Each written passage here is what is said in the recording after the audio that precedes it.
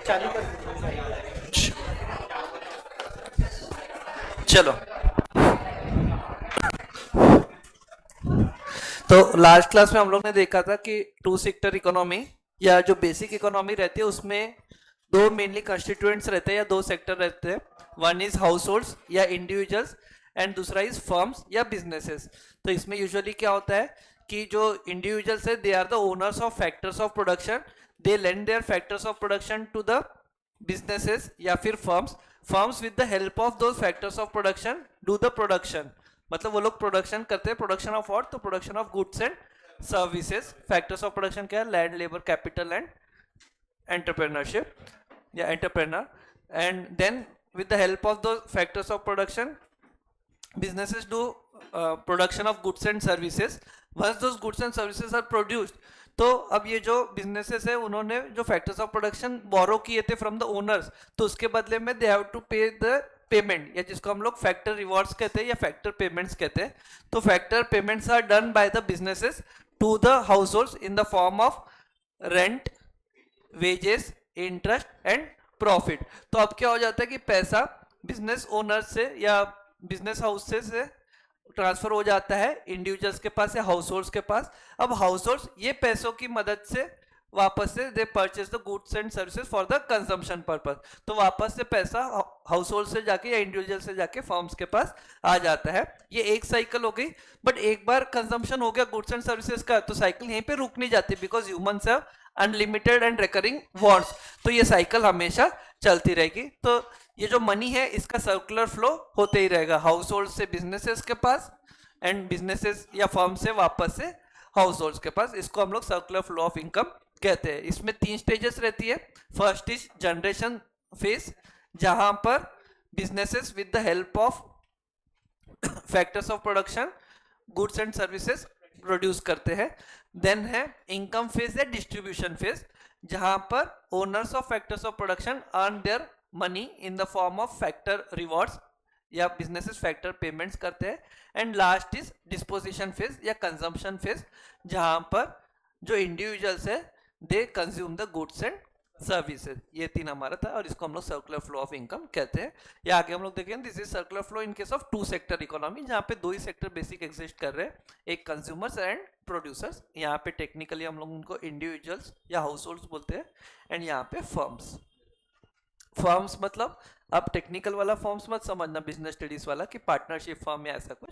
Firm मतलब सभी business houses जो भी है, प्रोड्यूसर्स बेसिकली, कंपनी भी आ गया, पार्टनरशिप फर्म भी आ गया, सोल प्रोप्राइटर भी। तो फर्म वाले फर्म से कंफ्यूज मत करना।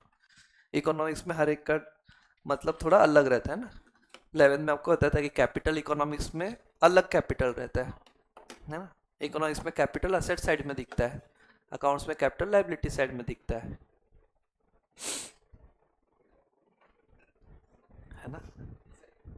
अकाउंट्स वाला कैपिटल आता है तो इकोनॉमिक्स वाले कैपिटल में डिप्लॉय किया जाता है। Now stock and flow concept. The stock and flow concepts are used frequently in macroeconomics. Some of the macro variables relate to stock while others are related to flow. तो stock का meaning, तो stock variable refers to that variable which is measured at a particular point of time, कि कोई particular point पे, कि अभी या 31 मार्च को क्लोजिंग पे, इस तरह के पर्टिकुलर पॉइंट ऑफ टाइम पे। For example stock of goods in the godown as on 31 January 2025।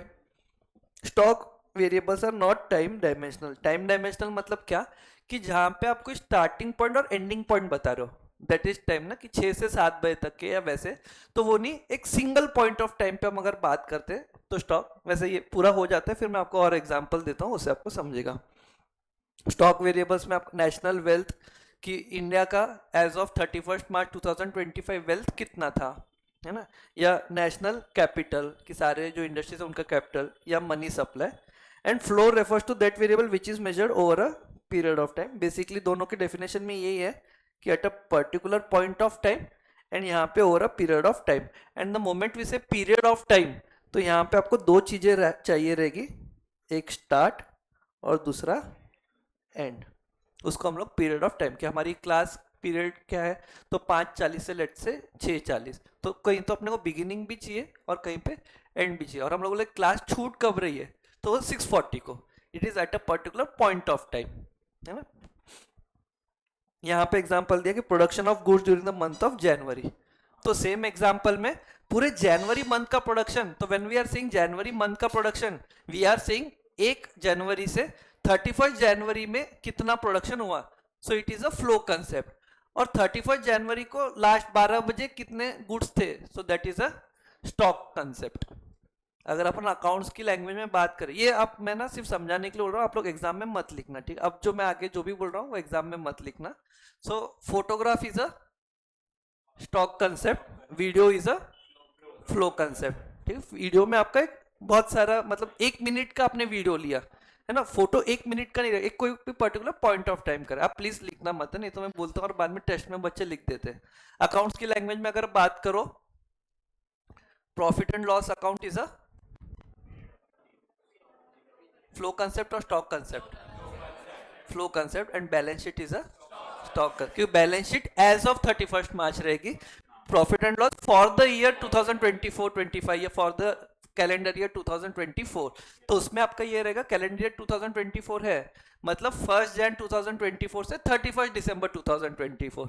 Balance sheet कोई पीरियड की नहीं बनती है, आपको ध्यान होगा कि नहीं पता है, बैलेंस शीट 1 साल की 2 साल की वैसा नहीं बनेगी, बैलेंस शीट 5 साल की भी आज से 5 साल पहले की बनाओ तो भी वही बनेगी, और आज से 6 महीने पहले की बनाओ तो भी वो बनेगी, आज से 1 साल पहले की बनाओगे तो भी वही बनेगी, उसका एक ही पॉइंट डिफाइंड है। तो eight a particular point of time की बात कर रहे हैं, so that is a stock concept, और एक पीरियड ऑफ टाइम की बात कर रहे हैं जहां पे स्टार्ट भी है और एंड भी है, then we are saying flow concept, एक पर्टिकुलर पीरियड ऑफ टाइम, है ना। 11th 12th सीबीएसई में बच्चे कितने हैं, तो फ्लो कंसेप्ट की स्टॉक कंसेप्ट, और आज कितने प्रेजेंट है एक स्टॉक तो दूसरा फ्लो, ऐसा थोड़ी रहता है यार, पहला वाला फ्लो है, ऐसे बच्चे तो नहीं बोल रहे। Students in 12th CBSE 2025, students who took admission in 12th CBSE 2025, so is it a flow concept or stock concept?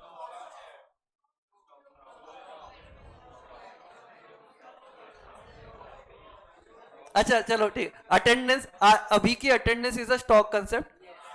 Flow concept admission कैसे हो, क्योंकि आप वो बोल रहे कि ये पूरे साल में कितने एडमिशन हुए, एक ही बार में कैसे होंगे बेटा, 12th, नहीं नहीं, एडमिशन इन आज की बैच में अभी में नहीं, ओवरऑल एडमिशन कितने तो साल भर में होते रहेंगे, वो सबको ऐड करके अपन वो करते हैं, ठीक है। कंफ्यूज तो वो अगर मैं बोल रहा हूँ कि 12th बैच में कितने, तो सभी को मिला के हम लोग करते हैं, है ना। वो तो एडमिशन का तो हर पॉइंट पे चेंज होता रहेगा नंबर, आज 10 थे कल 15, एंड अभी कितने बच्चे प्रेजेंट है, that will B stock concept, ठीक है। तो फ्लो कंसेप्ट में आपका कोई तो एक स्टार्टिंग पीरियड से एंडिंग पीरियड का आप देख रहे हैं, एक एक पॉइंट पे नहीं, उसमें मिनिमम 2 पॉइंट्स आर नेसेसरी, है ना। और स्टॉक कंसेप्ट में एक ही पॉइंट की आप बात कर रहे हैं। तो आपको बुक में लिखने सॉरी एग्जाम वगैरह में लिखने के लिए तो ये पर्टिकुलर पॉइंट ऑफ टाइम और over a period of time, ये मेनली डिफरेंशिएटिंग रहेगा, और does not have time dimension, मतलब यहाँ पे आपको टाइम मतलब स्टार्टिंग और एंड पॉइंट 2 पॉइंट आप नहीं बता रहे, तो टाइम डिफाइन होता है ना, इतना टाइम 2 मिनट 5 मिनट वैसा, बट फ्लो में over a period of time रहता है। स्टॉक स्टैटिक कंसेप्ट है कि एक बार वो फ्रीज हो जाता है, जैसे बोला कि बैलेंस शीट एज ऑफ 31 मार्च 2025 तो फ्रीज हो गई, आप 4 साल पहले की बनाओ कि 10 साल पहले की, बट फ्लो डायनामिक कंसेप्ट है, पीएनएल 1 साल का अलग बनेगा, 6 महीने का अलग बनेगा, 12 साल का अलग बनेगा।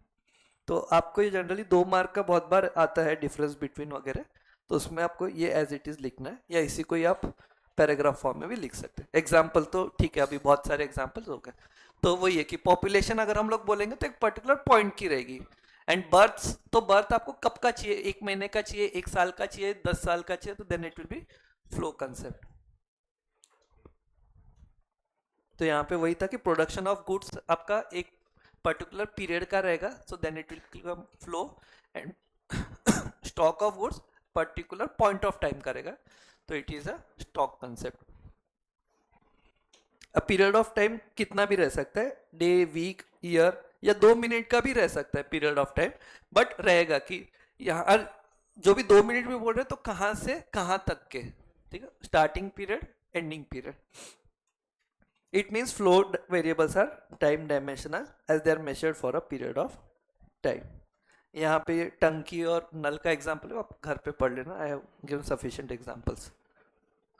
And mutual dependence between stock and flow, तो वही है कि ऑब्वियसली अगर जितने ज्यादा एडमिशंस होंगे उतना ज्यादा अटेंडेंस रहेगा, या जितना ज्यादा प्रॉफिट रहेगा उतना बैलेंस शीट हैवी बनेगी उसमें ज्यादा। तो ऐसे इस तरीके से दोनों एक दूसरे पे डिपेंडेंट रहेंगे। यहाँ पे जैसे एग्जांपल दिया है कि जितना ज्यादा फ्लो आएगा टंकी में उतना ज्यादा पानी का स्टॉक ज्यादा रहेगा, और सिमिलरली जितना ज्यादा पानी का स्टॉक है उतना फ्लो ज्यादा रहेगा। तो they are mutually dependent, stock is dependent on flow and flow variables are dependent on the stock variables. तो ये 1 या 2 मार्क के लिए आपको आ जाता है, डिफरेंस बिटवीन 2 मार्क का आ जाता है, या एक्सप्लेन करके आता है ये आपको। मतलब वैसे स्टॉक फ्लो यहाँ पे प्रॉपरली बताया है, बट आगे एज सच कहीं पे ऐसी बात नहीं होगी इसकी। जैसे 11 में what to produce how to produce की बात हुई थी, बाद में कभी हुई नहीं है ना। हमने बोला था economics is the study of resource allocation, कभी फिर आगे रिसोर्स अलोकेशन की बात ही नहीं किया। तो फर्स्ट चैप्टर अक्सर ऐसे ही होते हैं।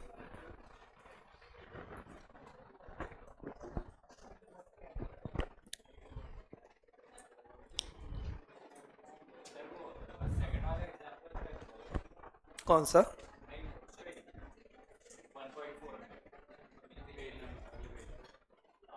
1.4? एक सेकंड एक second,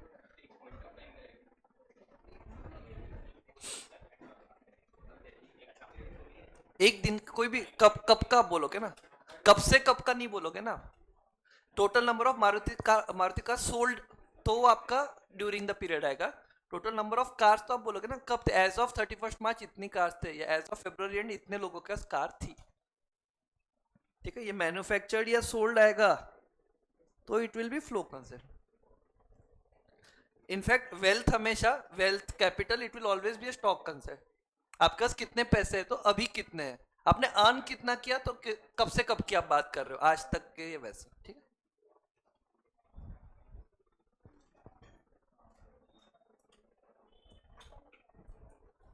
types of circular flow, तो हम लोग ने जो तभी सर्कुलर फ्लो पढ़े थे उसमें 2 टाइप के रहते हैं, one is real flow and one is money flow.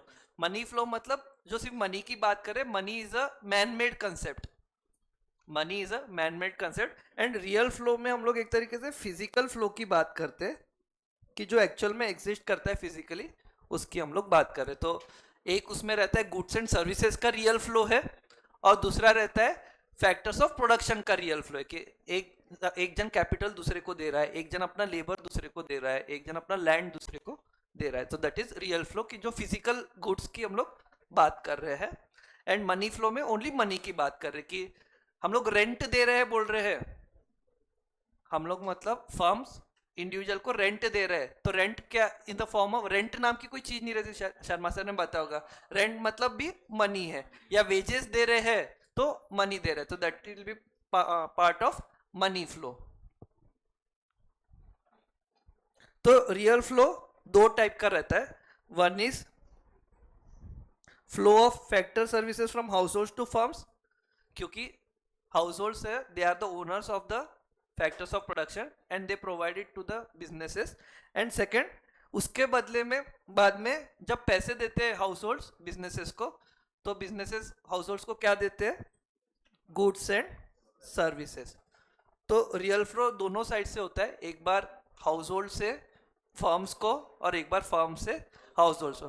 Firm से हाउस होल्ड को क्या जाएगा, goods and services, and house hold से फर्म्स को क्या जाएगा, फैक्टर्स ऑफ प्रोडक्शन या फैक्टर सर्विसेज। इसको हम लोग फिजिकल फ्लो भी कहते हैं, क्योंकि समथिंग फिजिकल या समथिंग वैल्यूएबल एक्चुअली फ्लो हो रहा है, विच हैज गॉट यूटिलिटी। ठीक है, मनी तो मैन मेड टर्म है ना, कल को अगर बोल दे कि 500 की नोट डिमोनेटाइज हो गई है तो it will not have any utility, but goods and services की हमेशा यूटिलिटी रहेगी। सिमिलरली जो फैक्टर सर्विसेज है उसकी भी हमेशा यूटिलिटी रहेगी। मनी तो एक मैन मेड कंसेप्ट है ना, कि या फिर आप 100 रुपए की नोट ले जाके यूएस में उसका कुछ काम नहीं है, तो ये तो नॉमिनल या मनी फ्लो है। बट ये अभी पहले हम लोग एक रियल फ्लो की बात करते हैं, वो ऐसे चीजों का फ्लो जिसमें सही में कुछ यूटिलिटी है, जो रियल में एग्जिस्ट करती है। तो हाउस होल्ड और फर्म्स में रियल फ्लो किसका होता है, हाउस होल्ड से फर्म में फैक्टर सर्विसेज का, मतलब फैक्टर्स ऑफ प्रोडक्शन जो देते हैं, और उस ये फर्म्स हाउस होल्ड को क्या देते हैं, गुड्स एंड सर्विस। इनफैक्ट आप अगर देखोगे तो अगर मनी एग्जिस्ट नहीं करता, अगर मनी एग्जिस्ट नहीं करता तो भी ये फ्लो चला होता थ्रू बार्टर सिस्टम। बराबर कि अब हम बोल रहे कि लेट से वो बोल रहे कि हम आपके यहाँ एक हफ्ता या एक साल आपके यहाँ काम करेंगे और उसके बदले आप हमको इतने किलो गेहूं दे देना, अनाज दे देना, जो भी, तो वो चला होता। तो मनी तो हम लोग ने मैन मेड कंसेप्ट है या मैन ने उसको इंट्रोड्यूस किया है, बट अदरवाइज भी ये फिजिकल फ्लो तो रहा होता। यहाँ पे there is no involvement of any money, और उसके बदले में भी exchange of goods and services हो जा रहा है। पहले फैक्टर सर्विसेज दे रहे हैं और फैक्टर सर्विसेज इंडिविजुअल फर्म्स को दे रहे हैं, उसके बदले में फर्म्स इंडिविजुअल्स को गुड्स एंड सर्विसेज दे रहे हैं, मैन्युफैक्चर्ड गुड्स एंड सर्विसेज।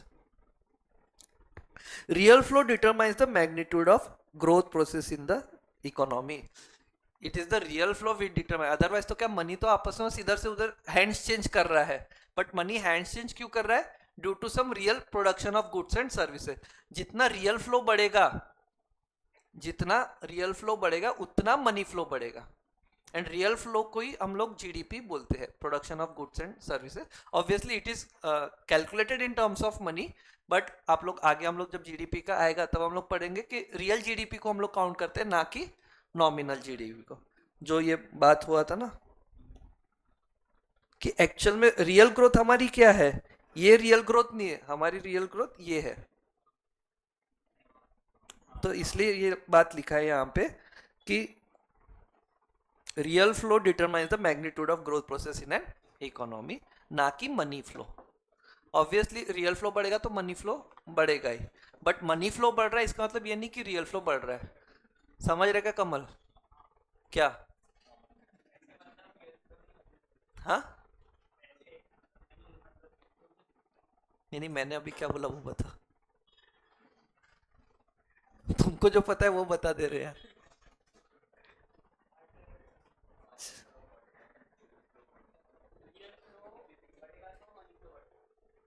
हाँ, और मनी फ्लो बढ़ेगा तो,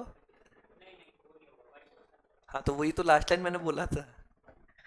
आप थोड़ा पीछे चल रहे बेटा, कोई दिक्कत नहीं। हर्ष आपको दिक्कत नहीं है ना, कमल आपसे बात कर रहा है तो नीचे ना बेटा।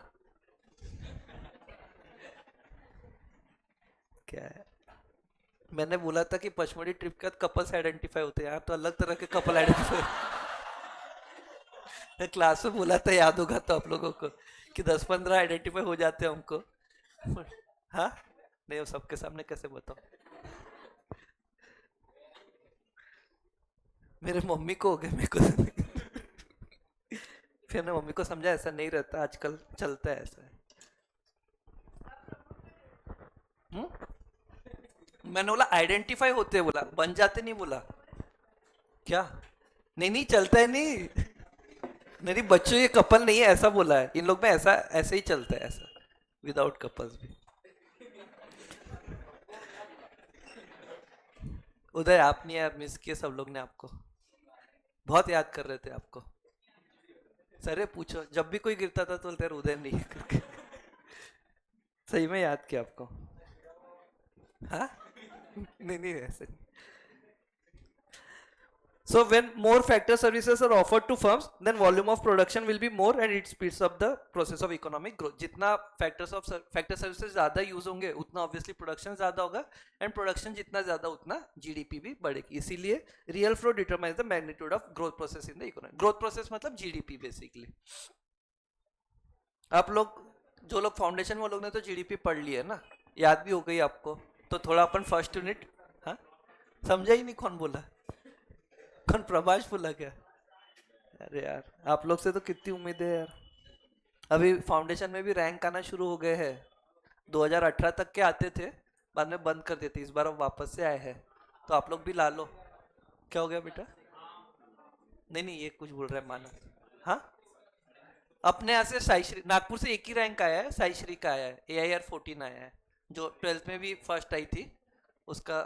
हाँ, मार्क्स 347 है सर, 347। और CA इंटर में 2 रैंक आए हैं, AIR 22 आया है, ये है 22। ऋषभ शर्मा का है, उसने अपने ना 12th में क्लास सीबीएसई की लगाई थी और एग्जाम उसने स्टेट बोर्ड की दिया था। नहीं मतलब तो दोनों मैनेज कर लिया था उसने, और बाद में फाउंडेशन में भी अच्छे 308 मिले थे उसको। एंड और एक ये आया 33 आया, विनीत जायसवाल करके है, उसको भी फाउंडेशन में 307। उसने तो फाउंडेशन में सीयूईटी भी दिया था, एंड मुझे अब याद नहीं है बट शायद एसआरसी या कोई तो बहुत अच्छी कॉलेज उसको मिल गई थी कॉमर्स में। हाँ, कौन सा? हंसराज। ओके, तो हंसराज में again it is one of the top most college for commerce, but वो फिर उसका था डायलेमा कि वो लेना कि CA, but then he continued CA. इसमें इंटर में भी रैंक आया उसका।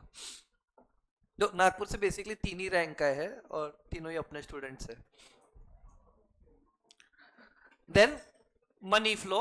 Money flow refers to the flow of factor payments from firms to individuals for their factors। Factor payments मतलब क्या? आपका रेंट, वेजेस, है ना, इंटरेस्ट एंड प्रॉफिट। ये नाम इसका अलग अलग है बट सारा कुछ नहीं है, सब कुछ है तो money he. And corresponding flow of consumption expenditure from households to firms for purchase of goods and services। Individual भी गुड्स एंड सर्विसेज खरीदने के लिए पैसा देते हैं फर्म्स को, that is also part of money flow. Money flow को हम लोग नॉमिनल फ्लो भी बोलते हैं। हम लोग आगे भी जीडीपी में भी बोलेंगे कि एक नॉमिनल जीडीपी रहती है, एक रियल जीडीपी रहती है। Real GDP is measured on the basis of goods and services produce, nominal GDP is measured in terms of money. ठीक है, तो वही मनी और नॉमिनल यहां पर है। This is exchange of money between the two sector. To sectors कौन सा? एक तो इंडिविजुअल्स और दूसरा फर्म्स। सो डिफरेंस बिटवीन आप लोग देख लेना। Now 4 sectors of economy. तो नॉर्मली बेसिक कोई भी इकोनॉमी में 2 सेक्टर तो रहेंगे। इकोनॉमी आप लोग ने याद होगा 11 में तो ऐसा कुछ था कि economy is a system where by individuals earn the living for purchase of for satisfaction of goods and services. तो इंडिविजुअल्स जो भी है ह्यूमंस है, उनकी वांट्स रहती है एंड वो वांट्स को पूरा एक तरीके से प्रोड्यूसर्स करते हैं, है ना। हम लोग इकोनॉमिक एक्टिविटी आपने पढ़ा होगा, कंजम्पशन, प्रोडक्शन वगैरह। तो ये मिनिमम कोई भी इकोनॉमी में, बेसिक इकोनॉमी में भी 2 सेक्टर तो एग्जिस्ट करते हैं। One is consumers, one is producers, है ना। ये हमेशा पहले यही हुआ करता था, बट देन जो भी राजा वगैरह आए या बाद में और मॉडर्न इकोनॉमी में गवर्नमेंट आ गई, तो बाद में 3 सेक्टर हो गई इकोनॉमी में कि ये 2 तो होता है बट बीच में गवर्नमेंट भी रहती है जो ध्यान रखती है कि equitable distribution of goods and services हो, एंड उसके लिए वो टैक्स वगैरह भी कलेक्ट करती है कि अमीर लोगों से टैक्स कलेक्ट करेगी and that will B use for the welfare of the poor people. क्योंकि हम लोग ने 11 में पढ़ा था कि अगर सिर्फ कैपिटलिस्ट इकोनॉमी हो, है ना, सिर्फ अगर प्रॉफिट मोटिव से अगर लोग देखेंगे तो बहुत सारे गुड्स एंड सर्विसेज कभी प्रोड्यूस ही नहीं होंगे। गरीबों को जो रिक्वायर्ड गुड्स एंड सर्विसेज है वो प्रोड्यूस ही नहीं होंगे। अपना लिमिटेड लोहा है और उसे ऑप्शन है कि पंखे बनाना है, एसी, तो ऑब्वियसली एसी की डिमांड ज़्यादा रहेगी, एसी में मार्जिन ज़्यादा रहेगा, तो सारे प्रोड्यूसर्स एसी मैन्युफैक्चर करेंगे। तो उससे जो अमीर है उनको तो गर्मी से राहत मिल जाएगी, बट गरीबों के लिए पंखा बनाने जितने भी रिसोर्सेज नहीं बचेंगे, गरीबों को कुछ भी नहीं मिलेगा। तो अब ये चीजों को ठीक करने के लिए there exist something called government, जो रीअलोकेशन ऑफ रिसोर्सेज करता है बजट के वजह से। तो थर्ड पार्टी इन द या third sector in the economy is government. 2 sectors वाले को सिंपल इकोनॉमी या बेसिक इकोनॉमी बोलते हैं, जहाँ पे 3 सेक्टर है उसको क्लोज्ड इकोनॉमी बोलते हैं। अब almost every country in the world self sufficient नहीं है, कोई भी कंट्री सेल्फ सफिशिएंट नहीं है। सेल्फ सफिशिएंट मतलब उसको जो चाहिए वो खुद प्रोड्यूस नहीं कर पाते, तो वो क्या करती है, दूसरे इकोनॉमी से भी कुछ गुड्स एंड सर्विसेज इंपोर्ट करती है। प्लस में हर इकोनॉमी के पास कुछ गुड्स एंड सर्विसेज इतने ज्यादा मात्रा, कुछ पूछ रहे हो क्या? कुछ इकोनॉमी का कुछ गुड्स एंड सर्विसेज इतने ज्यादा मात्रा में बन जाते हैं कि वो ओन इकोनॉमी में कंज्यूम नहीं कर पाते हैं, तो then they export in the foreign. तो चौथा सेक्टर आ जाता है फॉरेन सेक्टर। तो जब 4 सेक्टर्स इकोनॉमी में मौजूद होते हैं तो उसको कहा जाता है ओपन इकोनॉमी। ओपन इकोनॉमी मतलब they are open for trade, and closed economy मतलब they are not doing trade any with any other economy. खुद की इकोनॉमी जितना प्रोडक्शन कर रहे हो खुद ही कंज्यूम कर रहे हैं, और जितना कंजम्पशन उनको करना है वो सारी खुद ही प्रोड्यूस कर रहे हैं। जितना प्रोड्यूस कर रहे हो खुद ही कंज्यूम कर रहे हो, मतलब देर आर नो एक्सपोर्ट्स, और जितना कंजम्पशन कर रहे हो खुद ही प्रोड्यूस कर रहे हैं, मतलब देर आर नो इंपोर्ट्स। तो जहां पे इंपोर्ट एक्सपोर्ट नहीं है या डीलिंग विथ फॉरेन इकोनॉमी नहीं है, उस वैसे इकोनॉमी को हम लोग क्लोज्ड इकोनॉमी कहते हैं। वहां पे ओनली 3 सेक्टर्स एग्जिस्ट करेंगे, और जहां पर फॉरेन डीलिंग है वहां पे 4 sector which is rest of the world. हमारी इकोनॉमी को छोड़ के जो भी है उसको हम लोग रेस्ट ऑफ द वर्ल्ड कहेंगे, फॉरेन सेक्टर। तो मेजर 4 सेक्टर रहते हैं। First is household sector, जो कि consumer of goods and services है, and they are also owners of factors of production. कौन से फैक्टर्स ऑफ प्रोडक्शन? तो land, labour, capital, entrepreneur. And ये लोग अपना owners of product factors of production है वो फर्म्स को सप्लाई करते हैं, और उसके बदले में उनको पैसा भी मिलता है या फैक्टर रिवॉर्ड्स मिलते हैं। हाँ बोलो बेटा। बैंक क्या है? Provider of capital? नहीं, उसको हम लोग नहीं लेते, क्योंकि हम लोग आगे हम लोग देखेंगे कि बैंक तभी एग्जिस्ट, आप बात निकली तो बता देता हूँ, बैंक तभी एग्जिस्ट करेगी जब आप पैसा सेव करोगे। क्लोज में सेव नहीं होता, ऐसा नहीं है, क्लोज से कोई लेना देना नहीं है, बट बेसिकली आप पैसा, बैंक तभी पिक्चर में आएगी जब पैसा सेव होगा, राइट? आप पैसा सेव होगा तो ही बैंक में डालोगे, and then bank can lend to someone else. यहाँ पे हम लोग बेसिक अजम्पशन लेते हैं, कहाँ गया,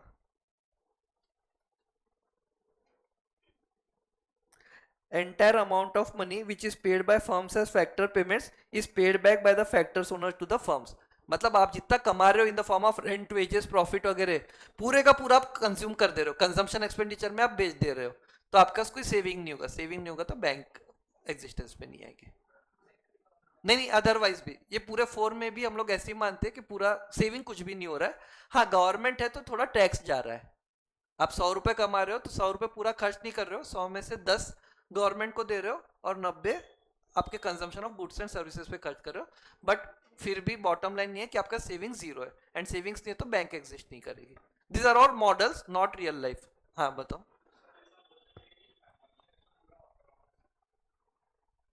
नहीं नहीं नहीं नहीं, सेविंग्स नहीं तो ऑटोनॉमस कंजम्पशन में तो नेगेटिव सेविंग्स भी तो रहती है।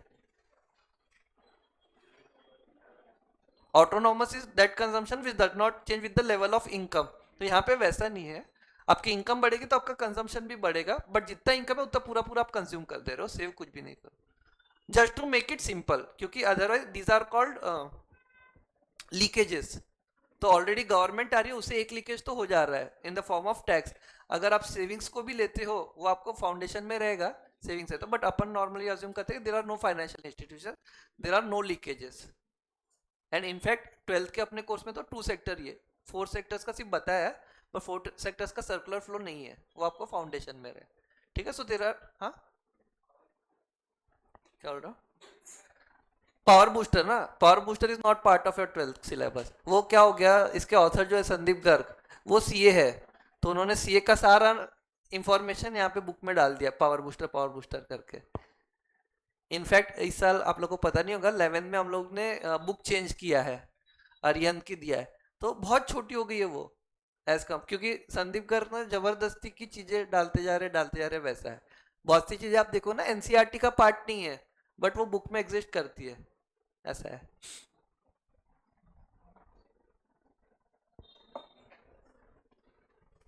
इसलिए तो मैं अभी पावर बूस्टर क्लास में मतलब नहीं बताता हूँ ना, because it is not part of NCERT का सिलेबस। तो हाउस होल्ड्स का 2 काम रहता है, एक तो consumption of goods and services, and दूसरा suppliers of factors of production. And हाँ, फैक्टर्स ऑफ प्रोडक्शन को सप्लाई करते हैं, उसके एवज में उनको फैक्टर रिवॉर्ड भी मिलता है। सेकेंड, प्रोड्यूसिंग सेक्टर, जिसको हम लोग फर्म्स भी बोलते हैं, second sector, it includes all producing firms in the economy and producer of not just goods but also services. Economics में जनरली हम जब भी गुड्स की बात करते हैं, इट इंक्लूड सर्विसेज। इनफैक्ट आगे आपको आएगा कि services are also called as invisible goods. ठीक है, आगे अपना I think balance of payment chapter में आएगा, तो invisible goods are nothing but services. ठीक है, तो प्रोड्यूसर मतलब नॉर्मली अपन प्रोडक्शन यानी कोई टेंजिबल चीज से अज्यूम करते हैं, कोई टेंजिबल, बट यहाँ पे इकोनॉमिक्स में production is production of goods as well as services. तो right now I am also producer, if I am giving you services, teaching services, I am also producer. So to produce goods and services, the firm hires factors of production from the household. वैसे technically CAPS is the producer, I am a labor. Economics के terms से, because I am giving my services to producer.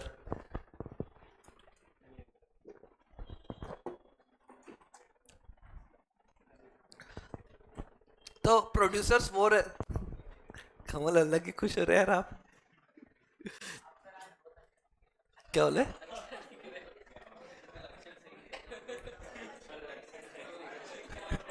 क्या बोला सुनने अच्छा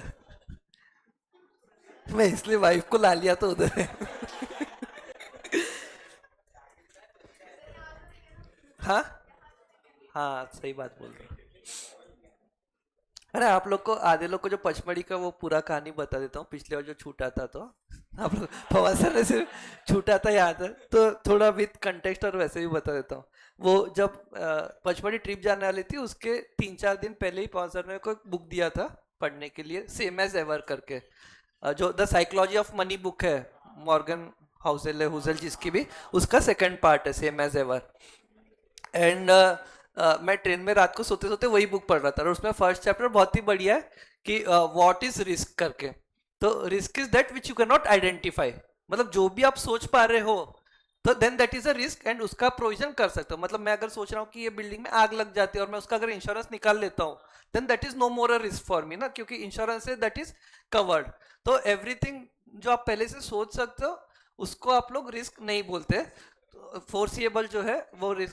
वो risk नहीं है करके तो नॉर्मली मैं भी कैंप का जब भी सोचता था तो जब से बेबी हो गया ना तब से थोड़ा मेरे को एक डर थोड़ा मैं ज्यादा कॉशियस रहता था कि यार गिर ना जाऊं ऐसा लेकिन जिम्मेदारी हो जाती है ना कि यार अपने पीछे भी लोग हैं करके उसके पहले एकदम बिंदास रहते थे कि मतलब कि बच्चा और वाइफ अपनी रिस्पॉन्सिबिलिटी अपन पेरेंट्स की रिस्पॉन्सिबिलिटी तो वो भी मैं चैप्टर पढ़ रहा था कि anything which you can not force is risk तो मैं भी कैंप जाता तो ये सोचता था कि यार कभी गिर गए कभी कुछ एक्सीडेंट हो गया तो कभी ये नहीं सोचा था कि मैं छूट जाऊंगा which was the real risk तो वो मैं बुक पढ़ते पढ़ते सो गया फिर 2:15 वगैरह उठा था बट तब फिर पता लगा कि और 20 मिनट है तो मैं वापस से सो गया था एंड देन सब लोग उतर गए वो ठीक है मैं उनको पढ़ाता नहीं था तो बच्चों को ध्यान नहीं था बट कोई टीचर्स को भी ध्यान नहीं है और आखिरी तक के भी ध्यान नहीं है बाद में काउंटिंग वाउंटिंग कहीं पे भी नहीं पता चला वो सब मतलब बच्चों की हो रही थी ना काउंटिंग फैकल्टीज की उस समय नहीं करते थे हम लोग कि वो रिस्क कभी किसी ने सोचा ही नहीं था कि यार वो छूट जाएगा करके तो पता क्यों चला क्योंकि अद्वैत सर को तभी हम लोग ले गए थे और अद्वैत सर हमने सोचा कि उधर अब सब लोग आप लोग टी शर्ट पहनते हो तो Advait sir should also wear T shirt मतलब सभी फैकल्टीज ने पहनना चाहिए तो हमारे पास तो रहता है अद्वैत सर का नहीं रहता है तो मैंने यहाँ से अद्वैत सर के लिए टी शर्ट कैरी किया था और वो अमरावती से आ रहे थे तो वो अलग बैठे थे बट उतरे तो उतरते वो बोले कि आप क्यों उठाओगे टी शर्ट तो आप मेरे को दे दो तो वो मेरे को टी शर्ट मांगने के लिए याद किए कि यार संकेत सर मेरा टी शर्ट दे दो तब उनको एकदम से ध्यान आया कि संकेत तो है ही नहीं उधर करके तो ये वैसे बहुत 10-15 और फिर पवन सर ने मेरे को फोन किया तो मैं मतलब फोन ऐसे देखा यार ये क्यों उठा तो आसपास देखा तो पूरा कंपार्टमेंट खाली था तो समझ गया कि मेरे साथ क्या हुआ है करके एंड देन फिर देखे तुरंत ही तो अगला स्टेशन भानखेड़ी करके था अब आपने देखा पिपरिया पे तो आप ये टाइम पे उतरो ना 2:30-3 बजे तो बहुत भीड़ रहती है क्योंकि मोस्टली पचमढ़ी आने वाले यही ट्रेन से आते हैं एंड आपको जो चाहिए वो मिल जाता है मतलब रिक्शा ऑटो कार बस जो भी चाहिए आपको पचमढ़ी ले जाने के लिए मिलता है वो भानखेड़ी पे कोई नहीं उतरता है पचमढ़ी आने के लिए वो 3:30-4 बजे किसी के घर भी खटखटा रहा कोई खुलने ही रेडी नहीं और एकदम ठंडी का टाइम था तो सब ऐसे शॉल में तो एकदम वो मूवी रहती ना वैसे शॉल में घूम रहे ऐसे सब लपटा वैसे टाइप का कोई रोकने वोकने भी रेडी नहीं था फिर वो हाईवे पे मैं रुका तो हाईवे पे फिर वो सिर्फ ट्रक्स ही जा रहे थे तो फिर उन लोग को एक को रुकाया तो मतलब ये चलोगे क्या पिपरिया तो बोलते हैं कि हाँ पहुंचा देंगे बोलते मतलब पहुंचा देंगे क्या होता है छोड़ देंगे वैसा ना पहुंचा देंगे मतलब क्या मतलब आप आओ तो पहुंचा देते ना और उसका ऑब्वियसली बट सब ट्रक ड्राइवर ड्रंक एकदम लाल लाल आके मतलब लेकिन अब कोई और क्योंकि ऑलरेडी आधा घंटा चला गया था बट फिर मैं गया एंड देन वो पिपरिया के कोई तो हाईवे पे ही बोले हम लोग सिटी में नहीं एंटर हो गए तो कहीं हाईवे पे रोका फिर लाइव लोकेशन सर लोग का मंगा और फिर गया मैं और इस बार फिर इसलिए पेरेंट्स को ही ला दिया, मतलब वो लोग वो लोग ध्यान रखेंगे, ये लोग रखे चाहे नहीं रखे, तो ऐसे हुआ था। चलो। क्या? सुनाई नहीं दे रहा है। अच्छा हाँ। किसका नाम? Same as ever. एवर। काफी अच्छी बुक है, अपने लाइब्रेरी में भी है, चाहिए होगी तो।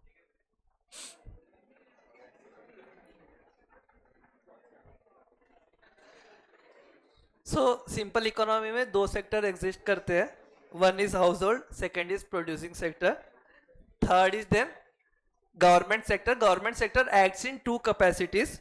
First,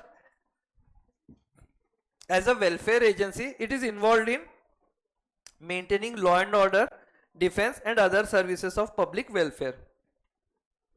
कोई भी गवर्नमेंट का, या पहले जो राजा भी होते थे, उनके मेनली दो फंक्शंस रहते हैं. One is security from external threats which is called defence. Security from external threats, कि कोई बाहर का इंसान आके हमारे पे हमला ना कर दे. पहले के केस में दूसरे राजा, आज के केस में अपने जो भी नेबरिंग कंट्रीज है, जो भी एनिमी कंट्रीज. तो कोई भी गवर्नमेंट का दो मेन रोल रहते हैं. One is security from external threat, दूसरा internal security which is called as law and order which is taken care by the police. ठीक है, तो ये दो काम तो मिनिमम गवर्नमेंट के फंक्शंस रहते ही है. ट्रेडिशनली भी यही दो काम मेनली थे, बट जैसे जैसे मॉडर्न होती गई इकोनॉमी, एंड देन वेलफेयर का भी काम है. नहीं तो पहले गवर्नमेंट का यही काम रहता था कि आप लोगों को इंटरनली भी सिक्योरिटी देंगे, या लॉ मतलब न्याय की, कोई आपका इंटरनली झगड़ा वगैरह होता है तो न्याय का काम भी राजा का रहता था, एंड प्लस में पीस करना. प्लस क्या गारंटी, टैक्स इसलिए लेते थे कि बाहर वाला कोई राजा अगर आप पे आक्रमण करता है तो हम अपनी सेना से आपको बचाएंगे. तो पहले भी यही था, आज के में भी ये. बट देन बाद में गवर्नमेंट का सर्विसेज का दायरा बढ़ते गया, तो अब ये सर्विसेज ऑफ पब्लिक वेलफेयर भी बढ़ गया. So services of public welfare यानी जो भी आपकी यूटिलिटी सर्विसेज है, कि गवर्नमेंट ट्रेन चला रही है, मेट्रो चला रही है, इलेक्ट्रिसिटी गवर्नमेंट देती है, पानी गवर्नमेंट देती है. तो ऐसे डे टू डे नेसेसिटीज जो अगर प्राइवेट सेक्टर पे छोड़ दिया जाए तो वो लोग बहुत ज्यादा पैसा चार्ज करेंगे. तो इसलिए गवर्नमेंट कम्स इनटू पिक्चर कि वो वेलफेयर के लिए कुछ चीजों का सर्विसेज देती है.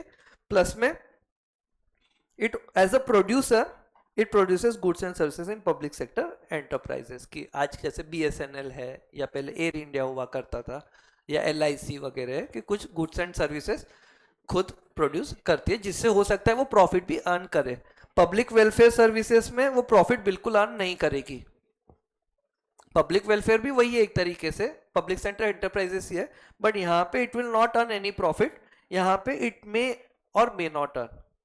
ठीक है, तो जैसे आज की कंपनी कोल इंडिया है, NTPC है, BSNL है. अब BSNL पब्लिक वेलफेयर करेगी, इसका मतलब ये नहीं कि वो बिल्कुल भी प्रॉफिट अर्न नहीं करे. बट ये जो सर्विसेज ऑफ पब्लिक वेलफेयर है, मेनली पोस्टल जैसे सर्विसेज है या इलेक्ट्रिसिटी है, ये यूजुअली प्रॉफिट मोटिव से नहीं बनती है. ठीक है, हाँ. इंडियन रेलवेज भी ये इसमें आएगा, वेलफेयर एजेंसी में आएगा.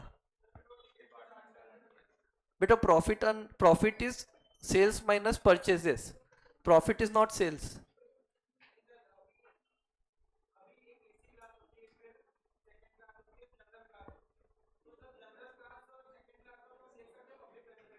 हाँ. नहीं नहीं नहीं, वो तो ज्यादा कॉस्ट इसलिए रिकवर कर रही है कि ज्यादा उन पे सर्विसेज स्पेंड कर रही है. It is not for profit motive. उसमें प्रॉफिट हो जाए वो अलग बात है, but it is not. In fact railways is not a company ना. इंडियन रेलवे डिपार्टमेंट है. एक रहते हैं डिपार्टमेंट, जैसे department of post, department of Indian railway, और एक रहती है कंपनी. तो जो डिपार्टमेंट के एम्प्लॉय रहते हैं वो टेक्निकली सरकारी कर्मचारी रहते हैं, और ये लोग सरकारी कंपनी के कर्मचारी रहते हैं. समझे क्या? हाँ, तो वो लोग बहुत चिढ़ते हैं, जो मॉइल है, कोई भी PSU के एम्प्लॉयज है, उन लोग को उतना मजा नहीं आता. अपने लिए दे आर गवर्नमेंट एम्प्लॉय, बोलते नहीं हम गवर्नमेंट एम्प्लॉय नहीं है, हम लोग गवर्नमेंट कंपनी के एम्प्लॉय है. और जो पोस्ट में काम कर रहा है, पोस्टल मतलब डिपार्टमेंट में या इंडियन रेलवे में, they are directly government employees. Teachers are government employees, defence के जो रहते हैं दे आर गवर्नमेंट एम्प्लॉयज. ऐसा.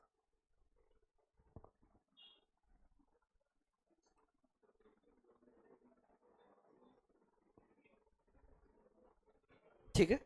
तो ये है third sector of the economy, government. Government का दो काम रहता है, एक तो क्या बोले कि वेलफेयर एजेंसी, मतलब पब्लिक वेलफेयर का ध्यान रखे, एंड दूसरा कुछ गुड्स एंड सर्विसेज प्रोड्यूस करे। तो एक तो गुड्स एंड सर्विस इसलिए भी कई कई प्रोड्यूस करता है कि जिसमें बहुत लार्ज अमाउंट ऑफ रिसोर्सेज या कैपिटल लग रहा है, तो मे बी प्राइवेट सेक्टर उसमें ना दे पाए। हम लोग जब इंडियन इकोनॉमिक डेवलपमेंट पढ़ेंगे उस समय देखेंगे कि जैसे at the time of independence private जो सेक्टर था उसका इतना पैसा वगैरह नहीं था, तो उसलिए भी गवर्नमेंट सेक्टर को इन्वॉल्व होना पड़ता है for the production of goods and services. तो वो पब्लिक सेक्टर एंटरप्राइजेस के थ्रू करती है और वेलफेयर वो डिपार्टमेंट्स के थ्रू करती है। And last is foreign sector, इसको हम लोग एक्सटर्नल सेक्टर भी कहते हैं, because this is not part of the economy. हमारी इकोनॉमी के इंडिविजुअल्स पार्ट है, हाउस फर्म्स पार्ट है, एंड गवर्नमेंट भी पार्ट है। ये हमारी इकोनॉमी के बाहर आते हैं, so it is also called as external sector या रेस्ट ऑफ द वर्ल्ड। अपनी अभी आजकल economies every countries an economy, तो हमारी कंट्री को छोड़ के जो भी कंट्रीज है तो वो हम लोग एक्सटर्नल इकोनॉमी या रेस्ट ऑफ द वर्ल्ड बोलेंगे।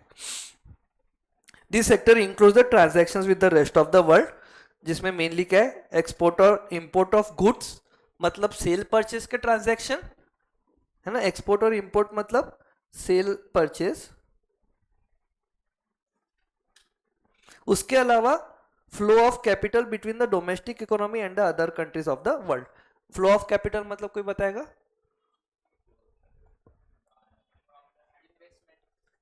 इन्वेस्टमेंट्स, लोन्स, ये सब फ्लो ऑफ कैपिटल हो जाएगा। मतलब एक तरीके से ये आपके करंट अकाउंट ट्रांजैक्शन हो गए, ये आपके कैपिटल अकाउंट ट्रांजैक्शन हो गए, मतलब बैलेंस शीट के ट्रांजैक्शन और वो इन्वेस्टमेंट्स, बोरोइंग्स, ये सारा चीज। ठीक है, आप आगे देखें जिसे असेट या लायबिलिटी क्रिएट हो रही है वो वहां पे आपका पी एंड एल पे हिट होगा। तो अगर मैं मशीनरी इंपोर्ट कर रहा हूं फॉर द प्रोडक्शन, तो import of goods and services में आएगा कि फ्लो ऑफ कैपिटल में आएगा?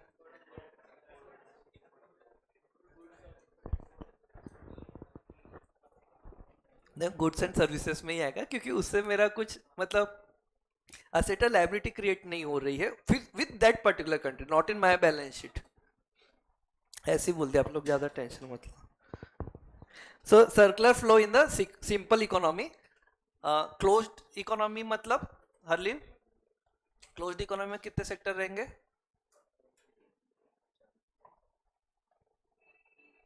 आप पूछ सकते हो उससे, आपके एक बेंच सामने एक बेंच पीछे। और क्लोज्ड इकोनॉमी में 3 सेक्टर। कौन चार बोल? हाँ बेटा, क्या बोल रहे थे? क्लोज्ड इकोनॉमी में 3 सेक्टर रहते हैं। ये 4 बोल रहे हैं जैद, चेंज करना है क्या आंसर? क्लोज्ड इकोनॉमी में 3 सेक्टर, सिंपल इकोनॉमी में 2 sector. A simple economy assumes the existence of only 2 sectors, that is household and farm. देखो assume लिखा है बेटा, ठीक है, तो 2 सेक्टर इकोनॉमी बोल के कोई इकोनॉमी नहीं रहती है बस।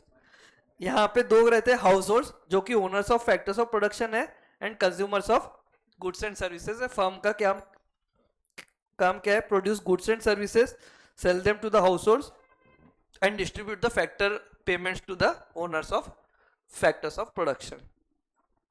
It is the simplest form of closed economy in which there is no government sector and no foreign sector. Simplest form of closed economy.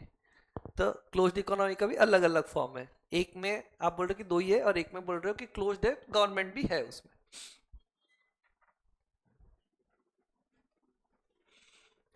In order to make our analysis simple, we take some assumption. There are only 2 sector जहां पे house hold and firms, तो बाकी 2 sectors नहीं है। कौन से? Government and foreign sector नहीं है, थर्ड एंड फोर्थ नहीं है। Household sector supplies factor services only to firms. इसका मतलब समझ रहे हो क्या? क्या हुआ? दूसरे मतलब कौन? बाकी कौन? गवर्नमेंट तो है ही नहीं बेटा। इसका मतलब कि household sector supplies factor services only to firms and not to house holds.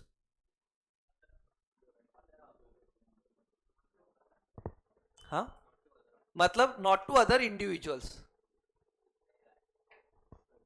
Not to household है, ठीक है। ओनली टू फर्म्स ही अपनी सारी सर्विसेज सप्लाई कर रहे हैं, और firms also hire factor services from only household, मतलब there are no B2B transactions. C2C नहीं बेटा, C2B, ज्यादा C2B नहीं, बट बिजनेसेस जो भी फैक्टर सर्विसेज हायर कर रही है वो इंडिविजुअल से कर रही है, कोई दूसरे बिजनेस से नहीं कर रही है, ठीक है। मतलब एक तरीके से बिजनेस कोई दूसरे बिजनेस से लोन नहीं ले रहा है, एक बिजनेस दूसरे बिजनेस से कैपिटल नहीं ले रहा है, तो बिजनेस के जितने भी खर्चे रहेंगे वो सारा पैसा किसको जाएगा? खर्चे, रेंट खर्चा रहेगा ना, तो बिजनेस के जितने भी खर्चे रहेंगे सब हाउस होल्ड को जाएंगे, एंड हाउस होल्ड सिर्फ अपने फैक्टर सर्विसेज बिजनेसेस को दे रहा है, मतलब हाउस होल्ड जितना भी कमा रहा है वो किससे कमाएगा? मात्र और मात्र फर्म से, उसको कोई दूसरा हाउस होल्ड से पैसा नहीं मिलना, तो अपने वो फ्रेंड को भी पैसा उधार पे नहीं देगा, ठीक है। प्रणय का कुछ बोले, आया नहीं है ना आज। फर्म्स का क्या है? Firms produce goods and services and sell their entire output to the households. इसका अब दो मतलब हो गया, वन, एक मतलब तो आप बता दो, दूसरा मैं बताता हूं। जीरो स्टॉक, और सेकंड नो B2B ट्रांजैक्शन, कि बिजनेस जो भी अपना गुड्स एंड सर्विसेज बेच रहा है वो मात्र और मात्र कंज्यूमर्स को बेच रहा है, कोई बिजनेसेस को नहीं बेच रहा है। क्या हो गया पवित्र? जीरो स्टॉक क्यों? क्योंकि वो एंटायर आउटपुट सेल कर दे रहा है। हाँ, अजम्पशन तो ही वो सर्कुलर फ्लो कंप्लीट होगा, मतलब अदरवाइज भी होगा, बट देन बहुत सारे लीकेजेस होते जाएंगे। मैंने 100 गुड्स बनाया, 80 बेचा, तो सामने वाले का सब 80 के ही पैसे, मतलब इसका 80 के ही पैसे आएंगे, और वैसा सब वो 100 का 80, 80 का 70, ऐसे धीरे धीरे होते जाएगा। Then household receive factor income for their services and spend the entire amount on consumption of goods and services. तो यश यहाँ पे इसका मतलब क्या हुआ कि there will be no, जितना कमा रहे हैं फैक्टर इनकम से पूरा का पूरा कंजम्पशन कर दे रहे हैं for the purchase of goods and services, तो there will be no savings, और सेविंग्स नहीं है तो बैंक की बात ही नहीं आएगी, है ना। So there are no savings in the economy, neither the household save from their income nor the firm save from their profits. firm save from their profits का मतलब क्या कोई बताएगा? फिर अपन क्लास एंड कर देंगे।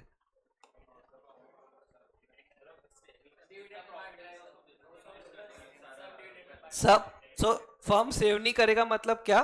Profit belongs to the entrepreneur, household profit belong to the entrepreneur which is belonging to the individual sector.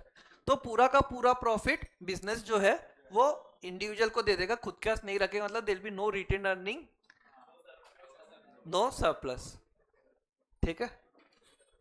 चलो बाकी हूं, हाँ बोलो। अब मैं उधर आ जाता हूं तब पूछना।